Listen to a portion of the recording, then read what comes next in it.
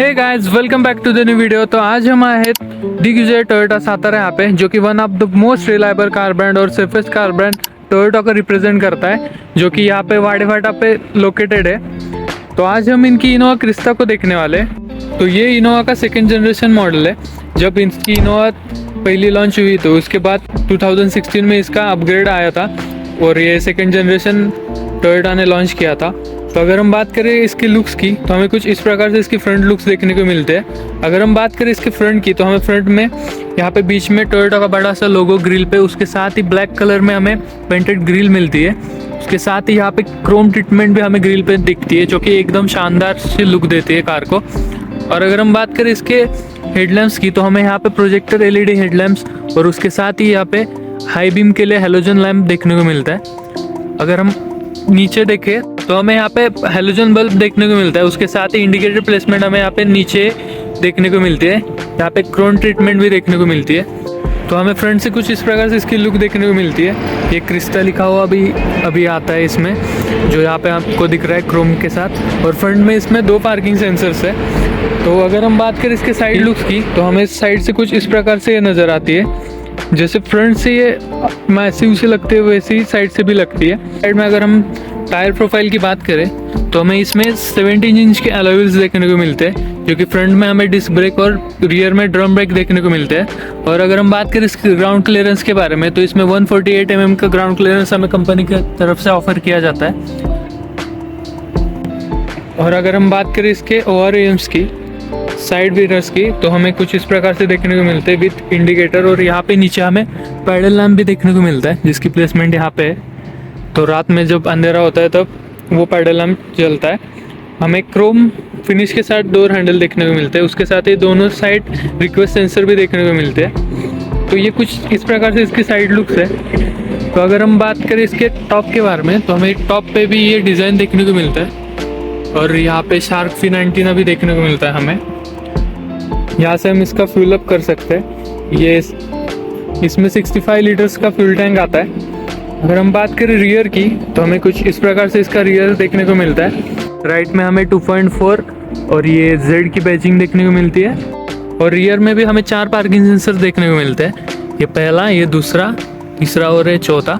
और अगर हम बात करें इसके स्पेयर व्हील की तो हमें यहाँ पे नीचे इसका स्पेयर व्हील देखने को मिलता है, क्योंकि आप यहाँ पे देख ही सकते हो। और यहाँ पे इसकी एग्जॉस्ट पाइप है।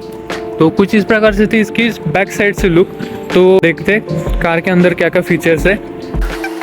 डोर को ओपन करने के बाद ही हमें यहाँ पे कुछ इस प्रकार से इसका डोर देखने को मिलता है। जैसे कि यहाँ पे डोर ओपन क्लोज करने के लिए लीवर, ये चारों पावर विंडो के control auto up and down function के साथ आते हैं। और ये छोटी सी स्पेस, यहाँ पे बॉटल होल्डर और छोटी सी स्पेस, यहाँ पे स्पीकर की प्लेसमेंट। और हमें यहाँ पे टोयोटा की तरफ से स्कफ प्लेट भी देखने को मिलती है। तो अगर हम बात करें इसके सीट्स के बारे में तो हमें इलेक्ट्रॉनिकली एडजस्टेबल सीट्स देखने को मिलते हैं, जो कि कुछ इस प्रकार से आगे पीछे, और ये इसका इंक्लिनेशन एंगल यहाँ से हम चेंज कर सकते हैं, जिसके आप अभी देख ही रहे हो। तो ये कुछ इस प्रकार से। तो चलते इसके इंटीरियर की तरफ। अगर हम बात करें इसके इंटीरियर की तो हमें कुछ इस प्रकार से इसका ड्यूअल टोन फिनिश में इंटीरियर देखने को मिलता है। और कुछ इस प्रकार से इसकी सीट्स भी हमें देखने को मिलती है, जो कि लेदर फिनिश में आती है। तो चलते कार के अंदर। तो आ गए हम कार के अंदर। हमें कुछ इस प्रकार से इसका डैशबोर्ड देखने को मिलता है, जो कि सेंटर में हमें वो ट्रिम ट्रीटमेंट के साथ में आता है। हमें कुछ इस प्रकार से इसका स्टीयरिंग व्हील देखने को मिलता है, जो कि लेदर रैप्ड है। और यहाँ पे हमें वुड ट्रिम की फिनिश देखने को मिलती है। और यहाँ पे हमें लेफ्ट साइड में जो कंट्रोल मिलते हैं उससे हम ये डिस्प्ले कंट्रोल कर सकते हैं, और राइट साइड से हम इसकी MID को कंट्रोल कर सकते हैं। और हमें यहाँ पे इसके लेफ्ट साइड में जो है वो वाइपर के कंट्रोल देखने को मिलते हैं, और राइट साइड में हमें इसके हेडलाइट्स के कंट्रोल देखने को मिलते हैं। और हमें बीच में यहाँ पे 8 इंचेस का डिस्प्ले देखने को मिलता है, जो कि एंड्रॉयड ऑटो, एप्पल कारप्ले, ये सब फंक्शन के साथ आता है। और यहाँ पे हमें नीचे AC के कंट्रोल देखने को मिलते हैं, जो कि ऑटोमेटिक AC आता है इसमें। और यहाँ से हम रियल के कंट्रोल कर सकते हैं। और यहाँ पे हमें इको और पावर, ये 2 बटन्स देखने को मिलते हैं। जिस मोड में हमने चलाना है वो बटन हमें प्रेस करना है। उसके साथ ही हमें ट्रैक्शन कंट्रोल ऑन ऑफ करने के लिए ये बटन देखने को मिलता है। यहाँ पे नीचे हमें छोटी सी स्पेस भी देखने को मिलती है। ये कुछ इस प्रकार से इसका गियर लीवर है, जो कि 5 स्पीड मैनुअल गियर बॉक्स हमें यहाँ पे देखने को मिलता है। और बीच में हमें यहाँ पे इसका हैंड ब्रेक की प्लेसमेंट देखने को मिलती है और यहाँ पे सेंटर में हमें कप होल्डर की प्लेसमेंट भी देखने को मिलती है, या इसमें हम बॉटल भी रख सकते हैं। और कुछ इस प्रकार से इसका आर्मरेस हमें देखने को मिलता है, बड़ा सा आर्मरेस यहाँ पे हमें देखने को मिलता है, उसके अंदर भी अच्छी खासी स्पेस है। और यहाँ पे भी अगर हम फ्रंट में देखें तो यहाँ पे भी हमें ऊपर जो है वो कूल ग्लव बॉक्स देखने को मिलता है, और नीचे जो है हमें यहाँ पे अच्छी खासी स्पेस के साथ और एक सेकंड ग्लव बॉक्स देखने को मिलता है जो कि लॉक के फंक्शन के साथ में आता है। यहाँ पे फ्रंट में हमें 4 एसी यूनिट्स देखने को मिलते हैं, 1 2 3 और यहाँ पे चौथा। तो अगर हम ऊपर देखें तो ऊपर हमें यहाँ पे सन ब्लाइंडर देखने को मिलता है जो कि वैनिटी मिरर के साथ में आता है। जैसे हम इसको ओपन करेंगे उसके साथ ही यहाँ पे ऊपर लाइट जलेगी, और यहाँ पे हम इसे क्लोज करने के बाद ये बंद हो जाती है। बीच में हमें यहाँ पे एम्बियंट लाइटिंग भी देखने को मिलते हैं जिसके कंट्रोल्स यहाँ पे कितनी ब्राइट और डिम हमें यहाँ पे चाहिए, और यहाँ पे 2 सेंटर में लाइट्स भी हमें देखने को मिलते हैं। उसके साथ ये सनग्लास होल्डर भी हमें यहाँ पे बीच में देखने को मिलता है, और ये कुछ इस प्रकार से इसका रियर व्यू मिरर हमें देखने को मिलता है जो कि डे नाइट दोनों भी काम में आता है। और यहाँ पे पैसेंजर साइड में भी हमें कुछ इस प्रकार से सन ब्लाइंडर देखने को मिलता है।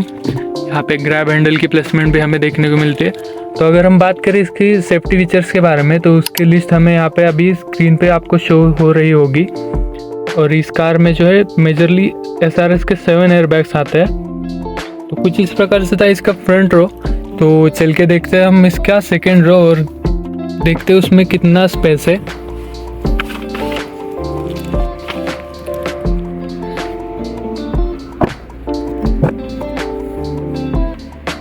तो हमें कुछ इस प्रकार से इसका सेकेंड रो देखने को मिलता है। सेकेंड रो में हमें कैप्टन सीट्स देखने को मिलते हैं जो कि कुछ इस प्रकार से, इसमें इंडिविजुअल आर्मरेस्ट देखने को मिलता है, इसका अलग है, उसका भी यहाँ पे अलग है। तो चल के देखते हैं इसके अंदर कितना स्पेस है और कितना कंफर्ट है। तो आ गए हम कार के अंदर। कार के अंदर आने के बाद ही मुझे पहली चीज़ महसूस हो रही है कि भाई इसमें स्पेस, बहुत ही स्पेसियस कार है।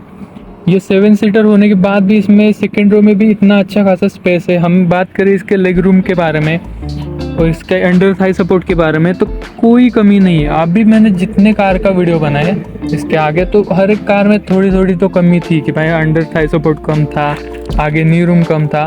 इसमें कोई शिकायत नहीं है, मैं आराम से बैठ पा रहा हूँ। यहाँ पे मेरी हाइट 6 फीट 2 इंच होने के बावजूद भी मैं यहाँ पे अपना हाथ भी अच्छे तरीके से आर्मरेस्ट पे रख पा रहा हूँ, मतलब कोई शिकायत नहीं है।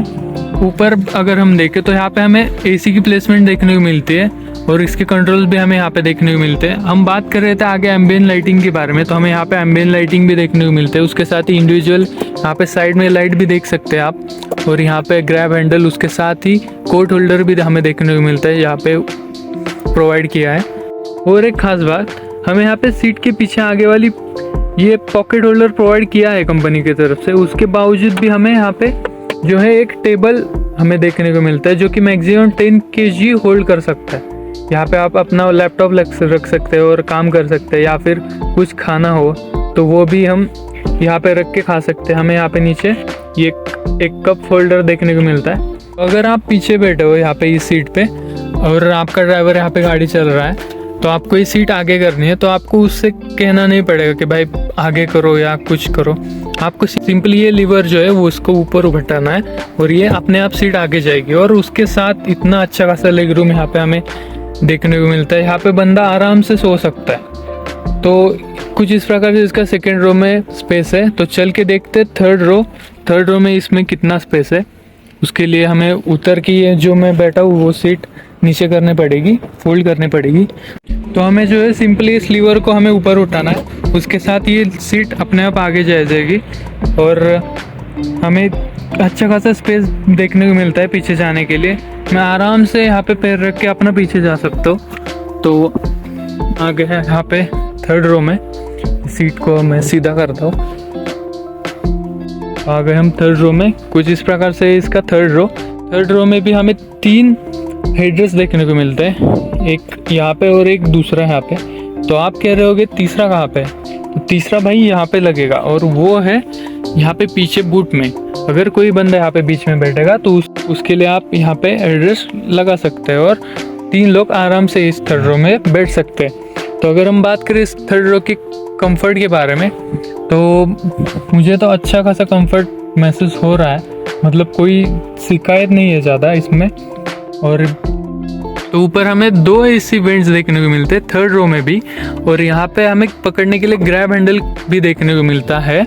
उसके साथ ही हमें 3 सीट बेल्ट्स देखने को मिलते हैं, मतलब तीनों पैसेंजर के लिए सीट बेल्ट्स की भी कमी नहीं है थर्ड रो में। और यहाँ पे हमें छोटी सी स्पेस देखने को मिलते हैं। उसके साथ ही यहाँ पे बीच में एक बॉटल होल्डर भी देखने को मिलता है। मतलब थर्ड रो में जो बंदे बैठेगी उनके लिए भी कोई कमी नहीं छोड़ी है टोयोटा ने। कुछ इस प्रकार से था इसका थर्ड रो।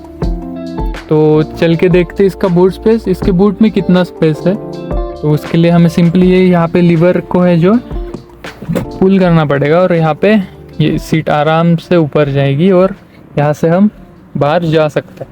तो वो चलते बाहर, देखते इसका बूट स्पेस। करते इसके बूट को ओपन। यहाँ पे जो है हमें बटन देखने को मिलता है, और यहाँ पे इसका जो है रिवर्स कैमरा भी हमें यहाँ पे देखने को मिलता है।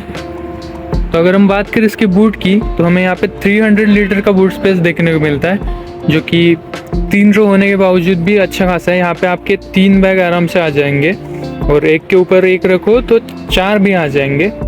और यहाँ पे हमें इसका जो है हेडरेस्ट देखने को मिलता है, जो कि कुछ इस प्रकार से इसमें यहाँ पे लगेगा, फिट होगा।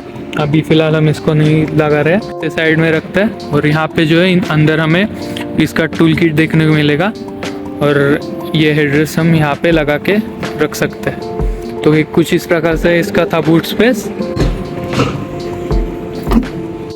तो चलते हैं हम इसके इंजन की तरफ और देखते हैं इसका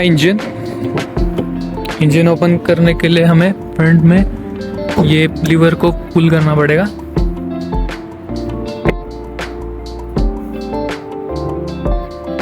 करते इसे ओपन।